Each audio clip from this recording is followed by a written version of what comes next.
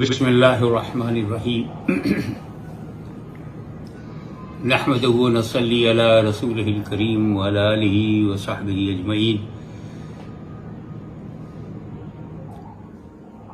ان اللہ وملائکتہ یصلون علی النبی یا ایھا الذین آمنوا صلوا علیہ وسلموا تسلیما اللہم صلی علی سیدنا مولانا محمد وعلی آل سیدنا مولانا محمد وبارک وسلم کما تحب وترضى بأن تصلی علیہ صلاۃ وسلاما علیک یا رسول اللہ۔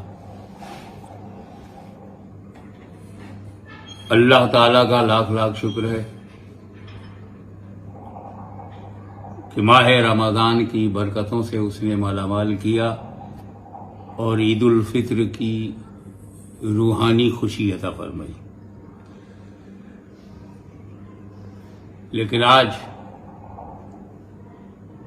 پوری دنیا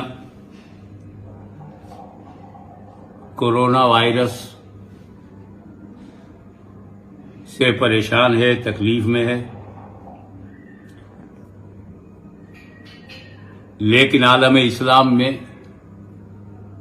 مسلمان کو دو وائرس نے اپنا شکار بنایا ہے۔ ساری دنیا کو تو کورونا وائرس نے، مگر مسلمانوں کو دو وائرس، کورونا وائرس اور اسی کے ساتھ ساتھ اسرائیلی وائرس نے بھی تباہ برباد کرنے کا ارادہ کر لیا ہے۔ ہماری بے بسی و بے کسی کی کا عالم یہ ہے، اپنے گناہوں سے توبہ اور فلسطین کی بقا کے لیے دعا کے سوا ہم کچھ کر بھی نہیں سکتے۔ اسرائیل ایک ایسا چھوٹا سا ملک ہے کہ جتنا وہ اقوام متحدہ کے ذریعے بنایا گیا تھا، اس نے اپنے پڑوسیوں کی زمینوں کو ہڑپ کر اسرائیل کو اس کا دگنا تگنا بنا دیا ہے۔ یہ ایک ایسا ملک ہے جس نے اپنے تمام پڑوسی ملکوں سے زمینیں چھینی ہیں جو یونائٹڈ نیشن نے انہیں نہیں دیا تھا۔ بیت المقدس یہ فلسطین کو دیا گیا تھا، حملہ کر کے اس پر بھی قبضہ کر لیا، اور دنیا کا سب سے بڑا دہشت گرد امریکہ اپنی ساری تائید، اپنا سارا تعاون اور تمام اعانت اسرائیل کو کر رہا ہے۔ دنیا میں کوئی ایٹم بم بنائے، یہ امریکہ کی رات کی نیند حرام ہو جاتی ہے، لیکن اسرائیل نے سینکڑوں ایٹم بم بنا رکھے ہیں، یونائٹڈ نیشن میں سوال تک نہیں کیا جاتا۔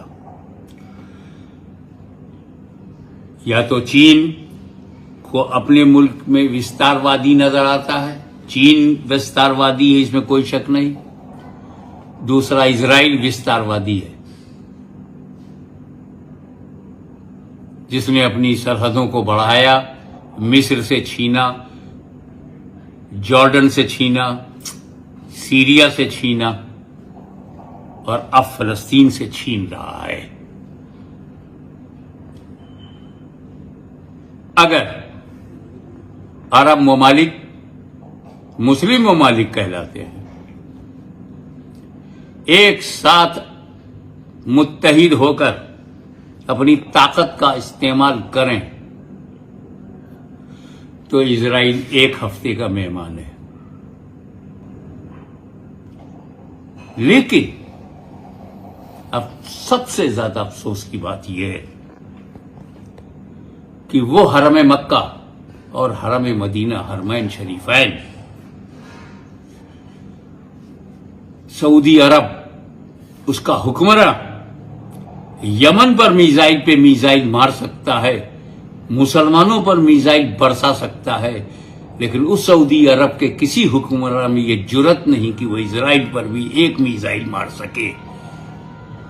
حماس کے علاوہ وہ کوئی عرب طاقت نہیں ہے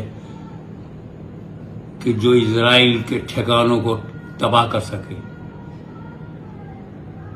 میں اسرائیل کی تباہی کی بات نہیں کر رہا ہوں، میں عرب مسلمانوں کی مسلم ریاستوں کی حقیقت سے پردہ اٹھا رہا ہوں کہ یہ کس قدر بے غیرتی، بے شرمی کی حد تک پہنچ گئے ہیں کہ نہ انہیں قبلِ اول کی پرواہ ہے، نہ عرب دشمن سے لڑنے کے لیے اتحاد کی ضرورت ہے۔ کیا چاہتے ہیں یہ مسلم ریاستیں؟ ارے ہم جہاں اقلیت میں ہیں، ہم چلائیں تو سمجھ میں آتا ہے، ہم احتجاج کریں تو سمجھ میں آتا ہے کہ ہمارے ہاتھ میں کچھ نہیں ہے، لیکن یہ سعودی عرب، یہ قطر، یہ بحرین، یہ عمان، یہ عرب امارات، یہ سارے عرب ایک ہو جائے، سیریا، مصر، جارڈن، عراق، سعودی عرب ایک ساتھ کیوں نہیں پلیٹ فارم پر آ رہے ہیں؟ سب کا قبلہ اول ہے وہ۔ یہاں فرقے وارانہ ذہنیت کا کام نہیں ہے، متفقہ اور اجماعی طور پر بیت المقدس، مسجد اقصی قبلہ اول ہے،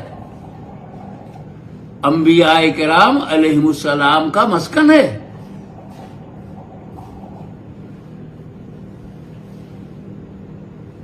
ایک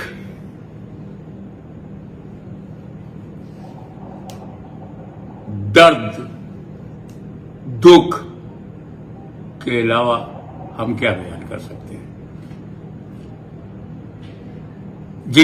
جن مسلم حکومتوں کی ذمہ داری ہے، ان کے ہونٹوں پر دہی جمع ہوا ہے، جن کے پاس فوجی طاقت ہے، وہ آپس میں ایک دوسرے کے خلاف استعمال کر رہے ہیں۔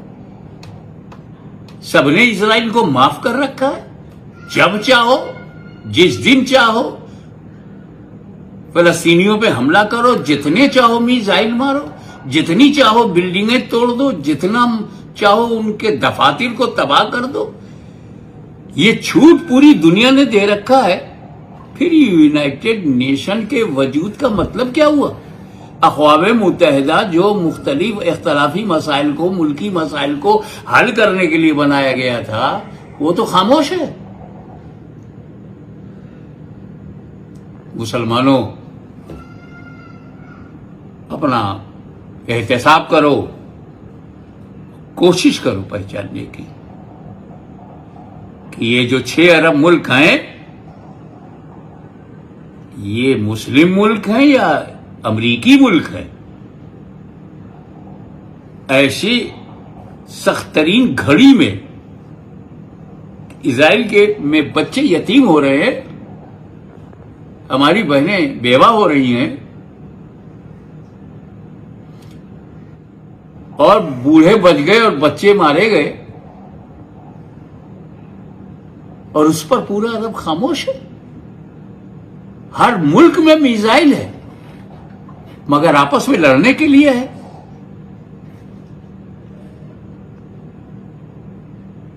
ہم کو سب سے زیادہ شکایت سعودی عرب سے ہے کہ وہ لڑنا بھی جانتا ہے، مگر شرط یہ ہے کہ مسلم ملک ہو تب لڑے گا۔ وہ میزائل بھی مارنا جانتا ہے، مگر شرط ہے کہ وہ عرب ملک ہو تب وہ میزائل مارے گا۔ اور آج تک کسی بھی ظلم کے بدلے میں اسرائیل پر سعودی عرب نے کوئی حملہ نہیں کیا۔ یہ میرے 1964 میں کہی ہوئی بات کی دوبارہ تصدیق ہو رہی ہے کہ یہود اور سعود بھائی بھائی ہیں۔ ہمیں یہود کو بھی پہچاننا ہے اور سعود کو بھی پہچاننا ہے، اور اپنے آپ کو بچانا ہے۔ ہندوستان کا مسلمان زخمی ہے، درد ہے، لیکن دعا کے سوا کچھ کر نہیں سکتا۔ وہ یہ جانتا ہے کہ فلسطین کے مظلوم لوگوں کے لیے ہندوستان کہاں تک جا سکتا ہے، موجودہ حکومت کہاں تک جا سکتی ہے، مسلمانوں کو پتا ہے۔ اس مایوسی کے عالم میں آؤ گنبد خزرہ کے مکی رحمت للعالمین صلی اللہ علیہ وسلم کی بارگاہ میں استغاثہ پیش کریں اور رب تبارک و تعالیٰ سے بھیک مانگتے ہوئے کہیں مولا قبل اول پھر مسلمانوں کے پاس آ جائے. آمین ثم آمین. وآخر دعوانا الحمدللہ رب العالمین.